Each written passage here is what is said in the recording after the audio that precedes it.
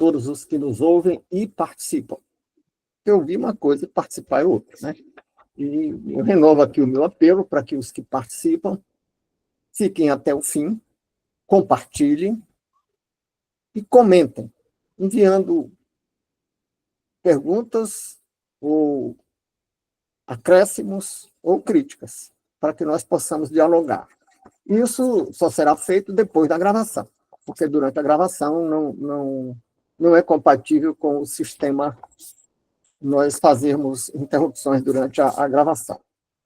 E depois da gravação, quem não quiser participar publicamente, enviando para o canal perguntas ou comentários, poderá participar de um diálogo, aí sim nós facultamos a palavra, e não será gravada, e a privacidade da participação da pessoa que não queira se expor ficará garantida, porque aí nós avisaremos, agora não estamos mais gravando. Bem, vamos dar continuidade a um estudo que, no domingo passado, nós iniciamos, que é um estudo das transformações históricas do cristianismo.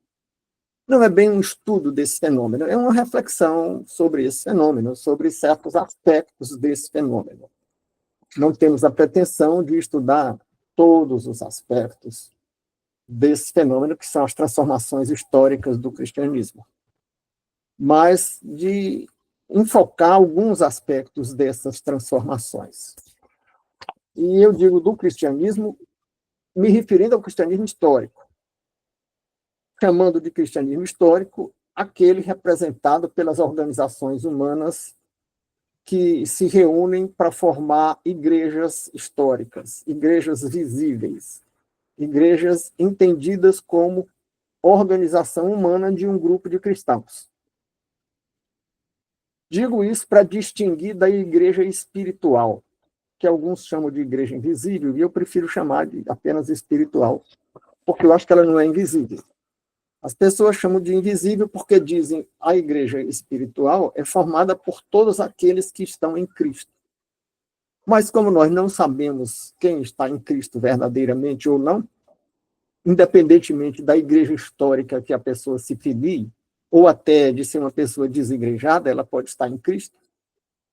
Então, nós não estaríamos vendo a igreja espiritual porque não sabemos distinguir quem está em Cristo ou não. Mas eu acho que a gente vê. A gente não sabe distinguir, mas a gente, sem distinguir, a gente vê. Se a gente olha para 100 pessoas, pode ser que entre elas tenham 10 ou 20 ou 30 que estejam realmente em Cristo. E nós estamos vendo. Não sabemos distinguir dentre as 100, mas estamos vendo aquelas. Então, o cristianismo espiritual, a igreja espiritual, não tem transformação histórica, porque ela se relaciona com as relações verticais entre Deus e os homens, e essas relações não mudam porque Deus é o mesmo. A relação com ele é a mesma, porque ele é o mesmo, e porque a natureza humana é a mesma, apesar das transformações históricas da cultura produzida historicamente, na qual nós vivemos. Nós vivemos num mundo historicamente produzido. Nós estamos aqui falando português, nos vestindo como as pessoas se vestem no Brasil, usando a linguagem que as pessoas usam hoje em dia. Mas a nossa relação, a nossa natureza humana é a mesma. Se a gente lê não apenas o Velho Testamento, e quando a gente lê o Velho Testamento, a gente vê a conduta de Ruth na relação com Boaz, e a conduta de Mara, que antes era Noemi, orientando Ruth a pegar o marido, a gente vê que são os mesmos procedimentos de hoje em dia. Espera ele beber até ficar alegre, e entra na tenda dele, deixa os calçados do lado de fora e dorme na tenda com ele, e deixa os calçados, tal, uma coisa que compromete. Então, a gente está vendo que são os mesmos procedimentos das moçoiras casadoras de hoje. Né? Se a gente olha para a literatura grega antiga, a gente vê as pessoas usam a expressão pombo da discórdia, muitas vezes sem saber a que isso se refere. Né? Isso se refere a uma briga entre deusas da mitologia grega, que estavam reunidas, e entre elas a deusa da intriga, que era a mulher do chefe do Olimpo, joga entre elas um pomo de ouro, né? Uma maçã de ouro. E elas acham aquilo lindo e perguntam para quem é. E a deusa da intriga não faz outra coisa e diz: é para a mais bela de vocês. E aí começa uma briga entre elas para achar que então sou eu, então sou eu. O que é uma coisa muito atual. É uma narrativa mitológica de quase 3.000 anos, mas quase 30 séculos, mas o espírito do conflito é o de hoje. E toda a evolução do conflito que se segue a partir daí. Então, elas vão perguntar aos Zeus quem é a mais bela delas. E os Zeus têm uma atitude também muito atual dos líderes políticos de hoje. Ele se esquiva e manda que elas perguntem ao mortal. E aí elas descem do Olimpo e vão perguntar ao mortal.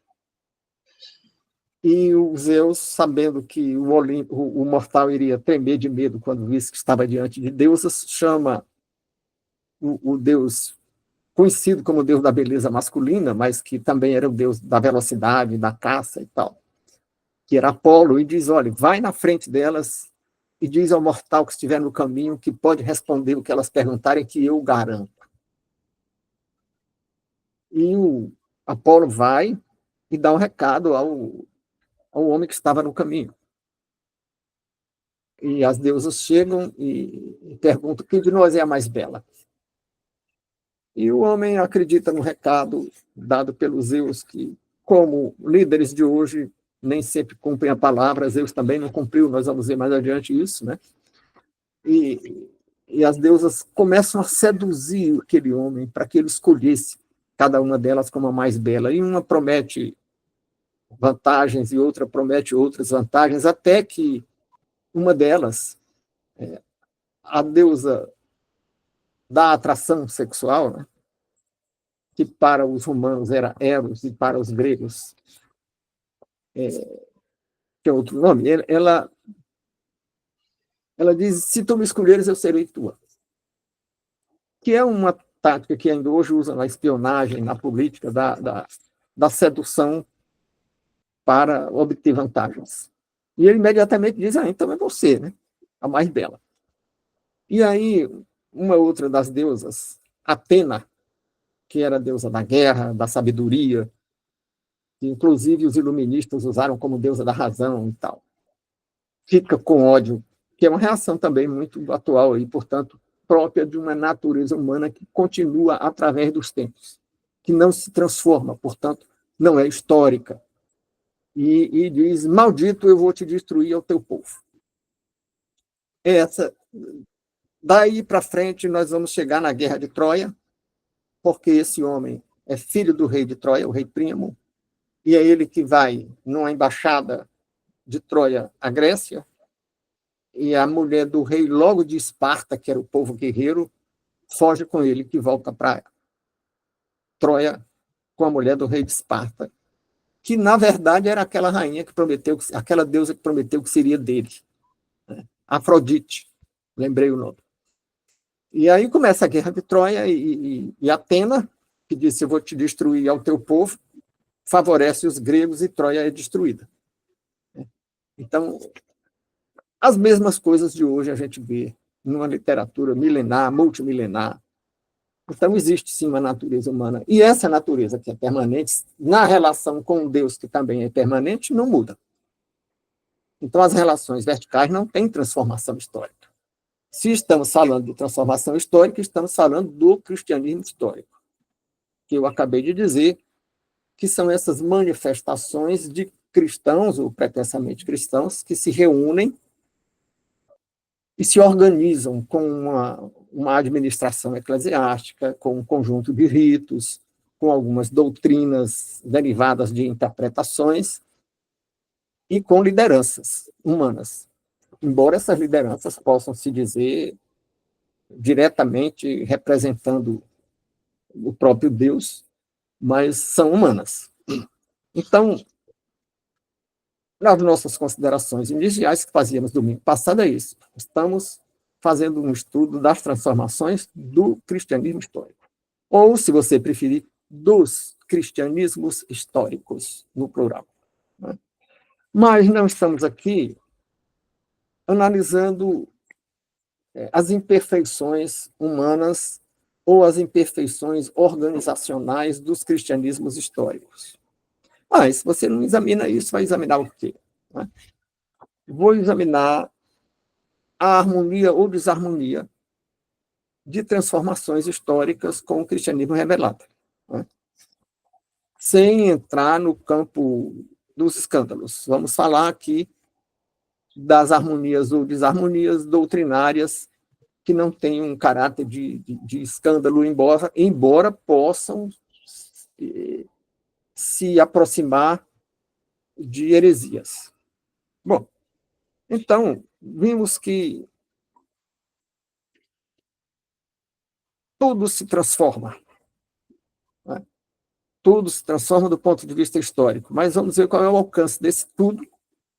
E por isso que eu estou dizendo aqui que o tudo que vamos ver não diz respeito às relações verticais, não diz respeito ao cristianismo revelado.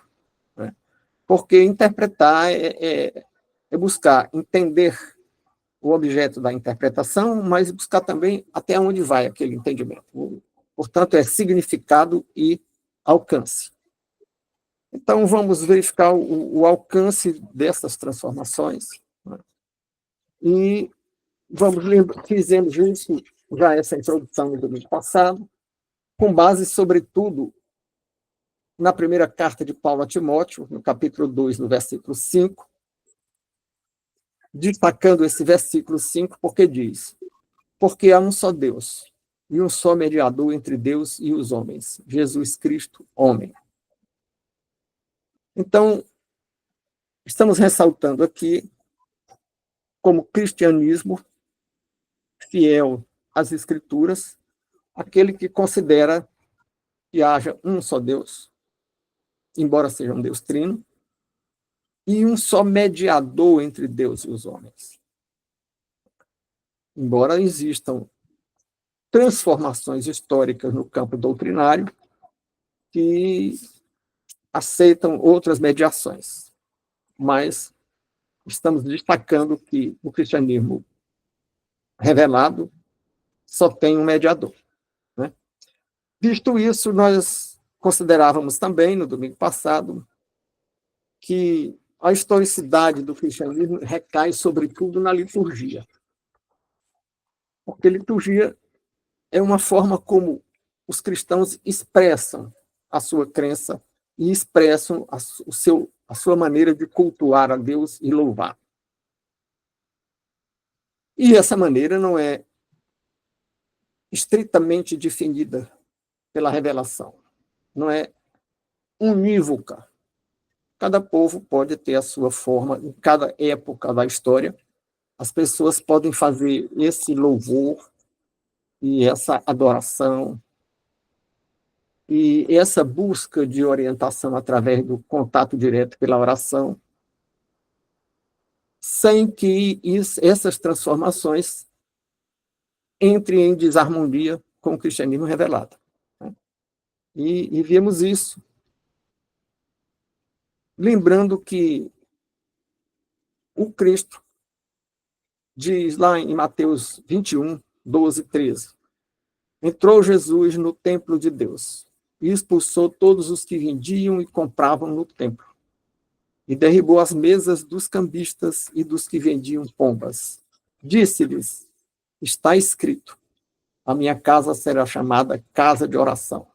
No entanto, vocês fizeram delas uma toca de ladrões. Bom, então, o exercício da crítica, no que concerne aos desvios históricos do cristianismo, e fazer da casa de oração uma toca de ladrões, já acontecia no século I e o Cristo denuncia, é indiscutivelmente uma atitude que entra em desarmonia com a doutrina de salvação, que é a essência do cristianismo, com a doutrina que nos guia e nos orienta quanto ao modo como devemos nos relacionar com Deus. Mas quem agiu assim, quem expulsou aqueles mercadores que estavam no templo e virou mesa, chutou mesa e usou chicote, tinha autoridade para isso. Então, nós estamos deixando muito claro aqui que nós não nos encaminhamos nessa direção. Não pretendemos expulsar ninguém de nenhum tipo, nem aconselhar ninguém a fazer isso, né? Nem a virar mesa, nem a usar chicote, né? Apenas lembramos que a nossa obrigação é conviver pacificamente. Mas essa convivência pacífica não significa que devamos nos deixar levar ou nos contaminar com os desvios do cristianismo histórico. Porque mercadores de milagres e outras condutas estão presentes no cristianismo desde o século I. Nós estamos vendo aí. Porque toda organização humana, e o cristianismo histórico é a organização humana, toda organização humana tem as imperfeições e a falibilidade humana. Então, não é que devamos respeitar esses desvios ou organizações que estejam muito impregnadas de desvios de conduta, porque respeito é um tributo que nós devemos ao mérito, e a gente não respeita e nem deve respeitar alguém em quem nós não reconhecemos mérito algum, mas devemos ter convivência pacífica, harmoniosa. Então, o que pode-se dizer que devemos respeitar é a integridade física das pessoas e até a dignidade humana, que toda pessoa, por ser humana, por mais erros que cometa, continua tendo uma dignidade que é própria de criaturas do Senhor. Se alguém foi criado por Deus, essa criatura tem uma dignidade incondicional, com limites tais. Então, com relação à dignidade humana e dignidade, podemos apresentar doar algum mérito, algum respeito a um mérito, reconhecer como algum mérito. Então, respeitamos a dignidade humana. Bem, os cambistas eram mercadores que foram severamente reprovados, vimos isso no domingo passado, já falamos das mudanças históricas, e concluímos a nossa conversa de domingo passado lendo Mateus 18:7, que diz: ai do mundo, por causa dos escândalos, porque é mister que hajam escândalos, mas ai daquele homem por quem o escândalo vem. Os cristianismos históricos podem inovar naquilo que não modifica o plano de salvação. Algumas inovações podem se transformar em tradição. Nada impede, nas Escrituras, a criação de tradições, desde que não conflitem com a revelação. Fechar os olhos ao orar é um exemplo disso. As tradições não podem, todavia, contrariar a revelação.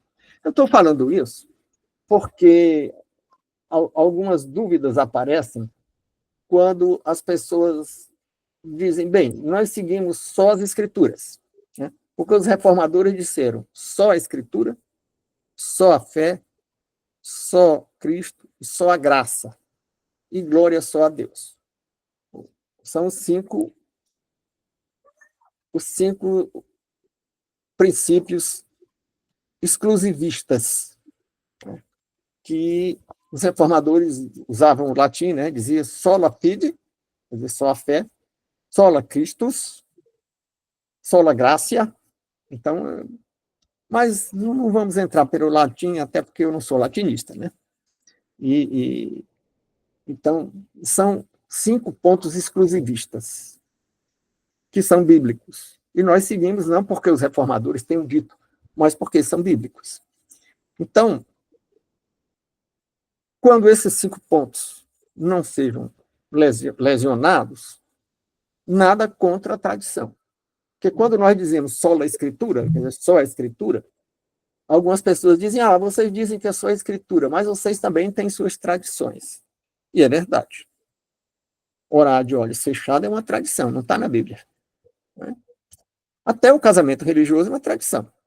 A Bíblia não tem isso. Não tem nenhum casamento feito por um profeta, feito por um apóstolo, feito por Cristo, ou feito por um um dos juízes, na época dos juízes em Israel, quando Israel ainda não era, na transição entre o Estado tribal e o Estado organizado politicamente, Israel teve o período dos juízes, e não tem nenhum juiz fazendo casamento. Né? Os casamentos eram feitos entre as famílias, na presença de 10 testemunhas, e isso não era um ato religioso. Não tem nenhum casamento feito num templo. E, portanto, se não é um ato religioso e tinha validade perante a sociedade, isso era uma forma do casamento civil, ou uma forma precursora do casamento civil, ou um embrião do casamento civil. Mas eu prefiro dizer que era uma forma de casamento civil da organização social da época. Né?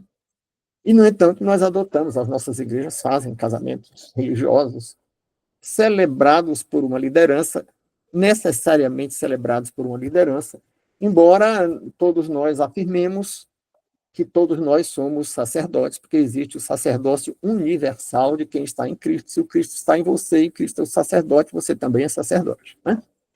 Mas você não casa sua filha e você não batiza seu filho.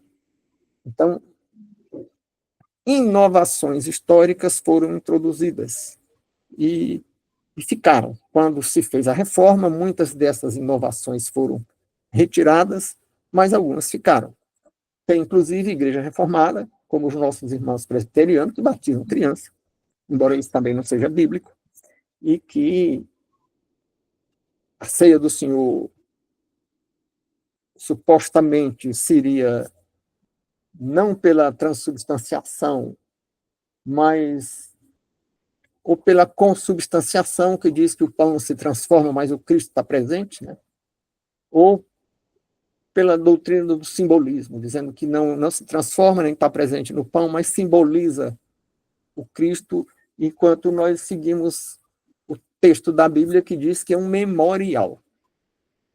Se há um memorial, não está presente, não se transforma, nem está presente, nem simboliza a carne do Cristo. Apenas lembramos que Cristo nos salvou, morreu por nós, e essa é a boa notícia que a palavra evangelho significa.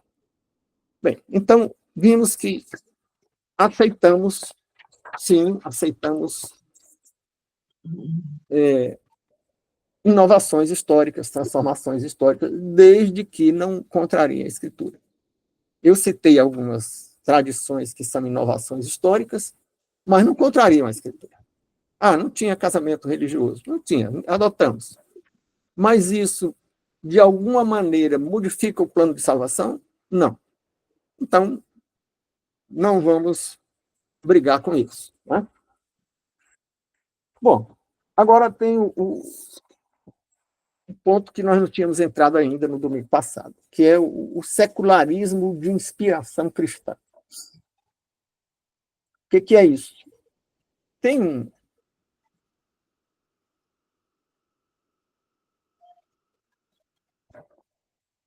um líder do ateísmo ativista nos Estados Unidos, seguramente o maior líder do ateísmo ativista dos Estados Unidos. Eu não estou com o nome dele na memória, mas ele se diz cristão cultural. Né? Ora, estamos falando do secularismo, portanto, algo distinto das manifestações religiosas, mas um secularismo de inspiração cristã. E aí ele diz que é cristão cultural. Como entre os judeus tem muito ateu que praticam um judaísmo cultural. O que é um cristianismo cultural ou um judaísmo cultural? E outras manifestações poderão ter essa adjetivação. O cristianismo cultural do líder militante do ateísmo, ele com isso quis dizer que aproveita uma ética cristã. que aproveita o amarás ao teu próximo, que aproveita o decálogo mosaico para que haja uma certa paz na sociedade, uma certa ordem. Não roubar, não tomar a mulher do próximo, não defender, não praticar o falso testemunho. Ele diz tudo isso é bom. Só que isso foi uma coisa secular, criada por um líder. Não existe o Deus que está por trás dessas orientações. Né? E as liturgias, que eu saiba, o cristianismo secular não pratica. Esse líder ateu não vai em igreja e não participa de nenhuma cerimônia, mas o judaísmo secular pratica. O judeu ateu, que não acredita em Deus, nem que Moisés fosse profeta, talvez duvide até de que tenham existido alguns personagens bíblicos, Elias e outros.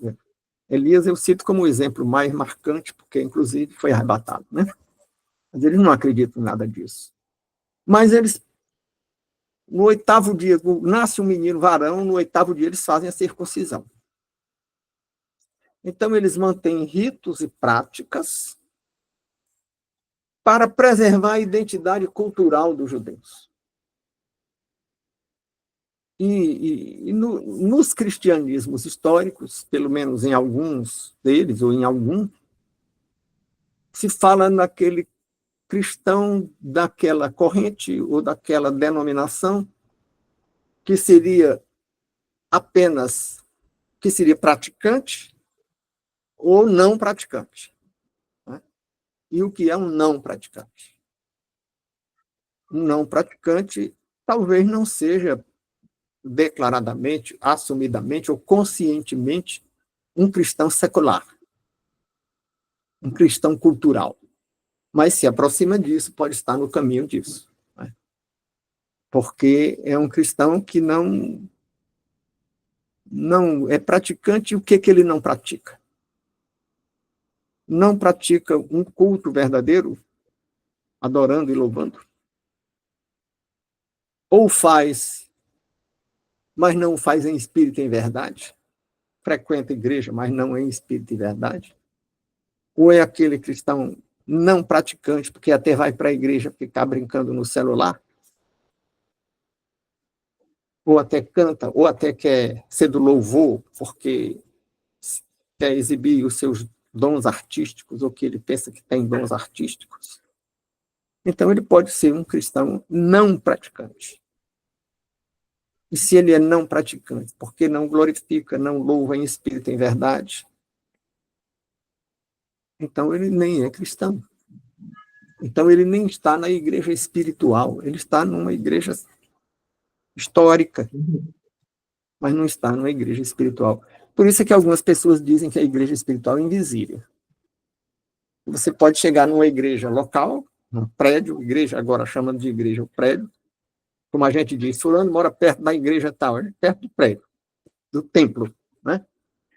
Ele frequenta o templo, mas ele não está ali prestando culto. Ele pode estar até ali repetindo frases, repetindo mantras, fazendo gestos definidos, né? Mas não está em espírito e em verdade praticando o culto. E se não está em espírito e verdade, em Cristo ou com Cristo, ele não está na igreja espiritual. Como, reciprocamente, se ele está em espírito e em verdade, ainda que ele esteja praticando de uma liturgia que não é compatível com a Bíblia, ainda que ele esteja numa igreja histórica que tem doutrinas que, em alguns pontos, não se harmonizam com a revelação, mas se ele em espírito e em verdade ele segue a Cristo, ele busca seguir a Cristo, então ele está na igreja espiritual. E por isso é que nós dizíamos no domingo passado que estar em Cristo não é estar na igreja histórica A ou B ou C. Estar em Cristo é ter uma relação pessoal com Cristo. Ah, isso é ecumenismo? Bom, aí cabe uma discussão, né? Se nós consideramos ecumênico quem admite que o benefício da salvação esteja em diferentes igrejas históricas, não pela igreja como mediadora do benefício, porque o único mediador é Cristo e não a organização histórica, mas a relação pessoal que não se separa, não se compartimentaliza nas igrejas históricas. De um certo ponto de vista, isso pode ser chamado de ecumenismo. Agora, se nós chamamos de ecumenismo a aceitação de todas as formas de organização, de todas as liturgias e de doutrinas com variações que incluem coisas diferentes no que diz respeito à soteriologia, a doutrina de salvação, se aceitamos como caminho da salvação penitências, sacrifícios, obras, méritos pessoais, como se o sacrifício de Cristo só não fosse bastante, como se a morte crudelíssima do próprio Deus numa cruz fosse pouco. Então, ainda precisamos das nossas obras, ainda precisamos de intermediação de outros personagens, de outras personas. Então, não estamos na igreja espiritual, porque a igreja espiritual é quem diz sola Christus, sola Scriptura, sola fide, sola gracia. Só a graça, só a Escritura, só a fé, só Cristo. E glória só a Deus. Então, não estamos mais sendo ecumênicos nesse sentido. Ah, então estamos atacando, criticando, perseguindo quem não se harmoniza com as 5 exclusividades do cristianismo revelado? Não. E convivemos pacificamente. E se a pessoa entende que a reverência para com a dignidade humana merece o nome de respeito, então vamos chamar de dizer que estamos respeitando. Embora eu prefira dizer que estamos apenas convivendo harmonicamente, porque não estamos reconhecendo mérito nesses desvios doutrinários. Né? Mas não significa que não possamos amar quem está desviado, quem está desorientado por alguma liderança, ou quem está desorientado por um ambiente cultural. O sujeito nasce numa sociedade em que há uma predominância de uma igreja histórica com alguns desvios doutrinários. E não é surpresa e nem é tão reprovável que a pessoa, ou pelo menos é compreensível, que a pessoa assimile e fique impregnada de alguns desses desvios, sem que haja nisso qualquer manifestação de rebeldia para com a revelação. Não é bom, assim, a Bíblia diz que é só Cristo, mas eu não aceito tudo que a Bíblia diz, então aí é uma rebeldia.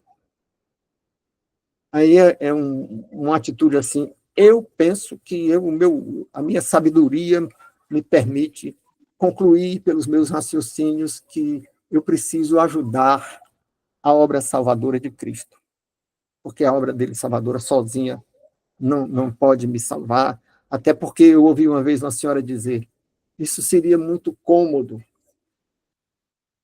E é justamente o plano de salvação é oferecer uma graça, uma bênção, uma comodidade. Graça não pode ser... que nós vemos lá na doutrina neotestamentária, na Bíblia do Novo Testamento, na Bíblia cristã, que é, sobretudo, a parcela do Novo Testamento, um convite, vinde a mim, todos vós que estáis cansados e sobrecarregados, e eu vos aliviarei. Uma promessa de alívio é um convite à comodidade. Né? E aquela senhora dizia, vocês crentes, a doutrina de vocês é muito cômoda. E é mesmo, né? Mas é a doutrina revelada no plano de salvação da nova aliança. Então, vimos que existe o secularismo. Este secularismo pode também se impregnar com doutrinas seculares no plano intelectual, no plano político e social, como aquelas doutrinas que substituem o ativismo da grande comissão dada por Cristo, quando disse, ide por todo mundo, pregai o evangelho, ensinando e batizando em nome do Pai, do Filho e do Espírito Santo. Essa doutrina tem sido substituída em algumas expressões históricas do cristianismo por uma doutrina social e política, baseada não na revelação bíblica, mas baseada em pensadores humanos, e pensadores que nem sequer eram cristãos, e que até eram críticos do cristianismo, de toda forma de religião, né? Então, essa mistura, que em teologia recebe o nome, em sociologia das religiões e antropologia cultural, recebe o nome de sincretismo, que é uma mistura heterogênea entre doutrinas incompatíveis, que você junta e mistura, né? É um desvio do cristianismo histórico. É um cristianismo histórico desviado do cristianismo espiritual. Tem até um crítico desses desvios que diz que o problema nessas doutrinas seculares é que elas param muitas vezes em nome do cristianismo, invocando a solidariedade, o amor ao próximo. Mas o crítico dessas doutrinas dizia, mas tem uma diferença profunda entre o cristianismo revelado e as doutrinas secularizadas da mistura sincrética do cristianismo com doutrinas até ateias, né? Ele diz, esses desvios seculares recomendam uma coisa diferente, porque o cristianismo diz ao rico que faça doação para o pobre, voluntariamente, conforme o coração, né? Dê conforme o seu coração. E as doutrinas seculares, ou algumas, recomendam ao pobre que tome do rico. Ah, mas não manda tomar. Você quer que o Estado faça impostos, uma carga tributária, ou desaproprie. E desapropriação é tomar. É um nome bonito, é um eufemismo para tomar. Não vou tomar a sua fazenda, vou desapropriar, né? Então, certos movimentos de pessoas que muitas vezes nem camponesas são, e que vão tomar terras de alguém, não é o dono da terra fazendo doação, isso seria cristianismo. É alguém tomando a terra, às vezes até pelo uso da violência, né? E muitas vezes isso engana alguns cristãos despreparados, e a Bíblia diz que o meu povo perece porque não tem entendimento, né? E também diz, errais não conhecendo as Escrituras, ou conforme a versão diz, errais por não conhecer as Escrituras. E esses desvios do cristianismo histórico decorrem do desconhecimento das Escrituras. E nós lemos lá em João 18:36, quando João registra palavras de Jesus dizendo, respondeu Jesus, meu reino não é deste mundo. Se o meu reino fosse deste mundo, pelejariam os meus servos para que eu não fosse entregue aos judeus. Mas agora o meu reino não é daqui. Então, esses desvios históricos, esse sincretismo com doutrinas sociais e políticas, são para um reino daqui. Portanto, não são para o cristianismo, que são para um reino de outro mundo, né? Também nós lemos em Efésios, no capítulo 2 da carta aos Efésios, nos versículos 8 e 9, porque pela graça sois salvos por meio da fé. E isto não vem de vós, é dom de Deus. Vem das obras para que não vem das obras para que ninguém se glorie. Então, é um desvio do cristianismo histórico, de alguns cristianismos históricos, inverter a ordem dos fatores. E, às vezes, alguém lembra lá da matemática elementar, que diz que a ordem dos fatores não altera o produto. Isso só vale para a soma e para a multiplicação. Isso não vale para a doutrina teológica, nem para outras coisas, que não sejam uma operação aritmética de soma e multiplicação. Porque as obras têm valor e as pessoas que querem que a gente complemente o sacrifício de Cristo fazendo obras para se salvar, precisam entender que as obras são importantes, sim. Está escrito que a fé sem obras é morta, mas não é pelas obras que nós nos salvamos. É porque estamos salvos sem dar nenhuma contribuição para isso, porque estamos salvos pelo sacrifício de Cristo, é que nós somos inclinados, por orientação do Espírito Santo, somos inclinados a praticar boas obras. Então, a doutrina de salvação não é assim, você se salva fazendo boas obras. É assim, se você está salvo, se você realmente está em Cristo, se você realmente está na igreja espiritual, que é a igreja de quem realmente está em Cristo, você refletirá essa realidade, expressará essa realidade, será uma consequência dessa realidade que você faça boas obras. Então, a ordem dos fatores aí altera profundamente, completamente, a conclusão produzida pela análise, né? Bem, então, temos também uma certa dose de legalismo nessa inversão da ordem, né? Então, tem uma infiltração nas igrejas históricas de um certo legalismo. Aí nós ficamos olhando muitas vezes para a conduta dos nossos irmãos e confundimos a formalidade das práticas com a espiritualidade das práticas. E aí nós olhamos muitas vezes para como as pessoas se vestem. Tem igreja que, uma vez nós entramos numa igreja em Porto Alegre e vimos que Josefina estava de calça comprida no frio do inverno gaúcho, e vimos que ela era a única mulher de calça comprida, porque naquela igreja mulher não usava calça comprida, né? Então, tem uma impregnação legalista que mistura costumes com doutrina de salvação.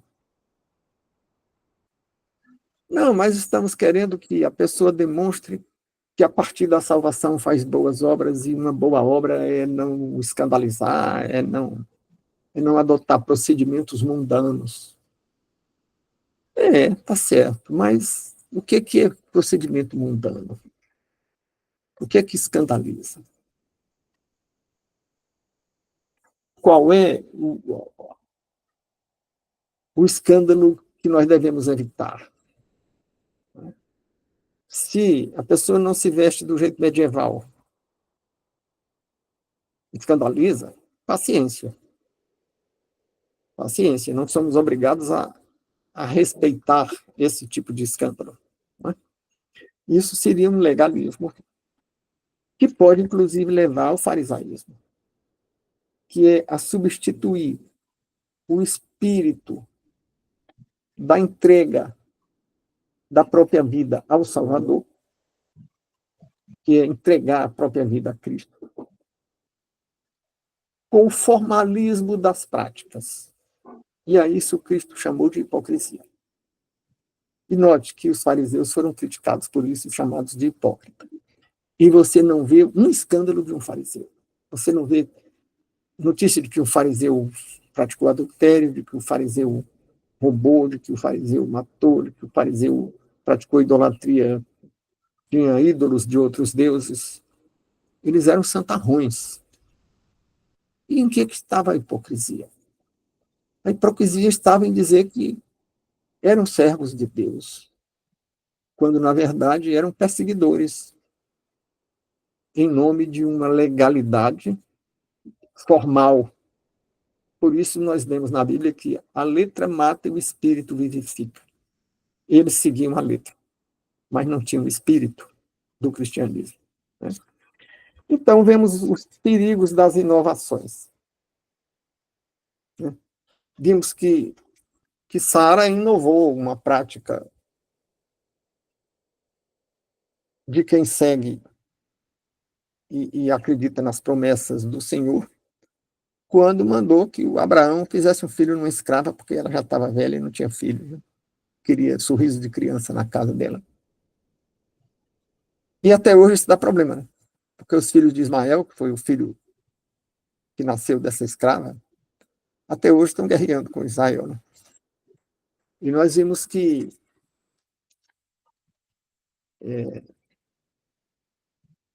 esses desvios sempre trazem consequências ruins. Vejo que, acho que a maioria dos que nos ouvem e acompanham no canal conhecem a Bíblia. E vimos, por exemplo, que Saul perdeu a graça porque inovou. Ele tinha recebido ordem de liquidar os amalequitas e não se apropriar de nenhum espólio, inclusive liquidar os rebanhos de gado bovino e de gado ovino. E ele deixou que Israel se apropriasse dos rebanhos e poupou o rei dos amalequitas, que devia ter sido liquidado. Perdeu a graça e perdeu o trono, porque inovou. Recebeu uma ordem, mas criou uma novidade, fez uma reforma na orientação que recebeu, né? Então, vemos que lá, desde o Gênesis, nós temos exemplos de criatividade, né? Criatividade desastrosa, quando o homem resolve deixar de lado a orientação de não comer do fruto da ciência do bem e do mal,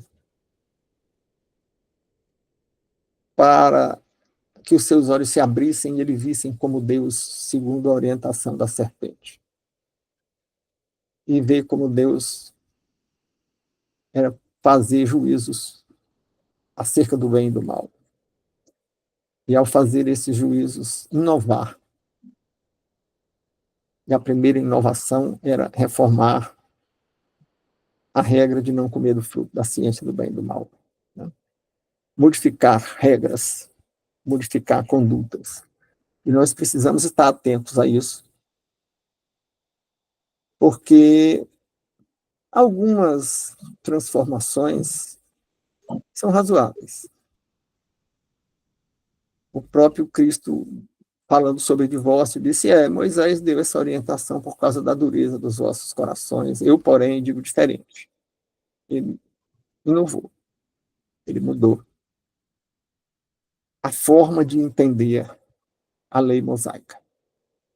Ele disse que aquela lei mosaica sobre divórcio era por causa da dureza dos corações, ou seja, era levando em consideração os padrões culturais, dureza do coração. Mas ele recomendava diferente. Então, isso é uma inovação. Mas quem é que faz essa inovação? O Cristo. Tinha autoridade para isso. Nós não temos autoridade para fazer inovação. Então, temos que ter cuidado com isso, né? E muitos exemplos de inovação, historicamente, têm sido desastrosos. Então, o perigo de nós iniciarmos pequenas transformações, fazendo pequenas concessões, é que as pequenas concessões não têm freio. E a Bíblia diz que o abismo atrai o abismo. E um filósofo ateu, Friedrich Nietzsche, dizia que quando você olha para o abismo olha para você. Talvez ele tenha dito isso porque ele conhecia muito bem a Bíblia. Quando ele era menino, ele era campeão de versículo decorado numa igreja luterana. Ele era chamado de pastorzinho quando ele era menino, porque ganhava os versículos. Quando ele critica o cristianismo, ele mostra que conheceu e entendeu a Bíblia. Ele apenas recusou, mas ele conhecia e entendeu. E ele diz isso: quando você olha para o abismo olha para você. Parece que está parafraseando a Bíblia, que diz que o abismo gera outro abismo, ou um abismo atrai para outro abismo, uma coisa assim, né? E as inovações no campo doutrinário são um flerte com o abismo, o que não significa que não possamos viver de acordo com transformações históricas. Não vamos nos vestir como Cristo se vestiu. Não vamos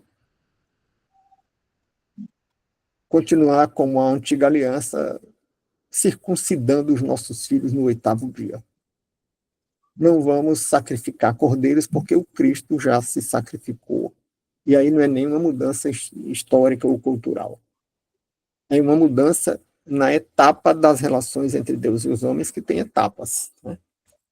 Teve uma etapa antes do próprio Cristo vir, antes do Deus encarnado, feito carne.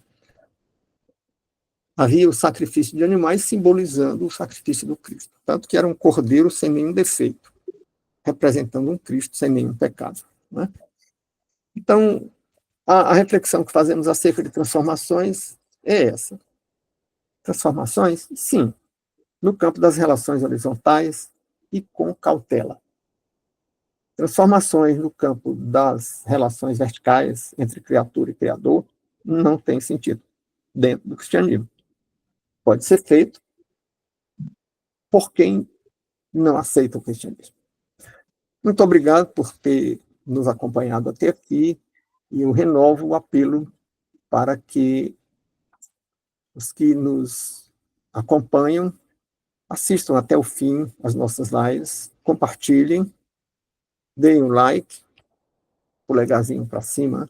Se gostarem, se não gostarem, enviem suas críticas para que nos expliquemos ou modifiquemos a nossa posição.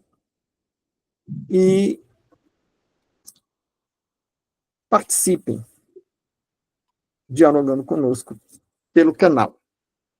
Quem não queira participar pelo canal e queira preservar suas reflexões e esteja no momento da gravação conosco, nas manhãs de domingo, de 9 às 10, ou pouco depois das 10, fique conosco, porque agora nós vamos parar de gravar e temos uma conversa que não é publicizada, que fica só entre as pessoas que estão no grupo. Obrigado e compartilhem e voltem a estar conosco no próximo domingo, quando faremos já um outro estudo.